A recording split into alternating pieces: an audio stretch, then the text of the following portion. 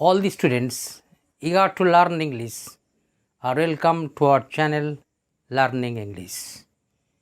Last ভিডিওতে এক viewer দুটি ট্রান্সলেশন পাঠিয়েছিলেন। প্রথমটি হলো তোমার 1 ঘন্টার মধ্যে জানানোর কথা ছিল। ট্রান্সলেশনটি করা হয়েছে you are supposed to inform within 1 hour.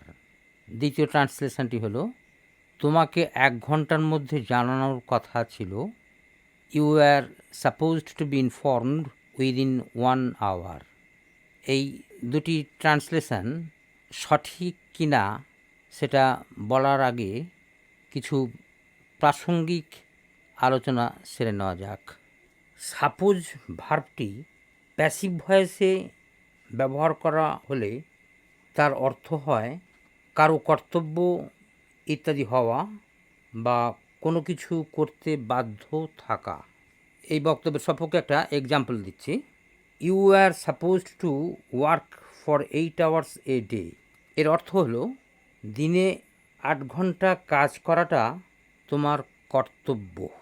এই কথাটার মধ্যে একটা কম্পালশন বা বাধ্যবাধকতার ভাব আছে, কিন্তু তোমার 1 ঘন্টার মধ্যে জানানোর কথা ছিল এর মধ্যে বাধ্যবাধকতার কোনো ভাব নেই।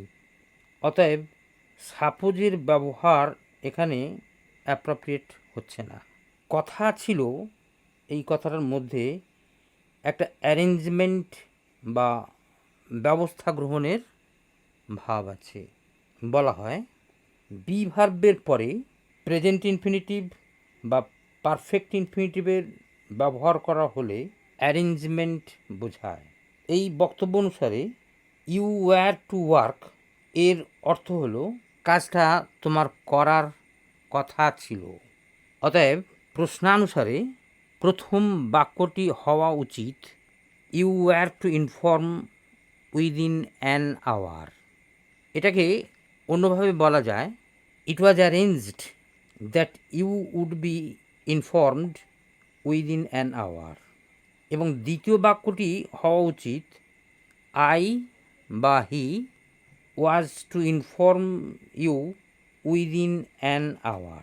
তোমাকে 1 ঘন্টার মধ্যে আমার বা তার জানানোর কথা ছিল। বাক্যটি অ্যাক্টিভ ভয়েসে লেখা হয়েছে এবং সাবজেক্ট হিসাবে আই অথবা হিকে ব্যবহার করা যেতে পারে এখানে, কারণ প্যাসিভ ভয়েসের বাক্য থেকে স্পষ্ট নয় কার জানানোর কথা ছিল। বাক্যের মধ্যে মানে এই দ্বিতীয় বাক্যটির মধ্যে ডাবল প্যাসিভের ব্যবহার করা হয়েছে, এটা কিন্তু ব্যাকরণ সিদ্ধ নয়। প্রসঙ্গক্রমে জানিয়ে রাখি, প্রথম বাক্যটি যদি এই রকম হতো তোমার 1 ঘন্টার মধ্যে জানানোর কথা ছিল কিন্তু জানাওনি, বাংলাটার মধ্যে একটা নেগেটিভ ফোর্স আছে, নেগেটিভ অর্থ ব্যক্ত হচ্ছে, তখন ট্রান্সলেশনটি হতো এই রকম you were to have informed within an hour. নিয়মটা হলো বি ভার্বের পাস্ট ইনডেফিনিটের পরে পারফেক্ট ইনফিনিটিভ ব্যবহার করে সিম্পল সেন্টেন্স গঠন করা হলে তাহলে তা নেগেটিভ অর্থ ব্যক্ত করে। ট্রান্সলেশন দুটি পাঠাবার জন্য অশেষ ধন্যবাদ।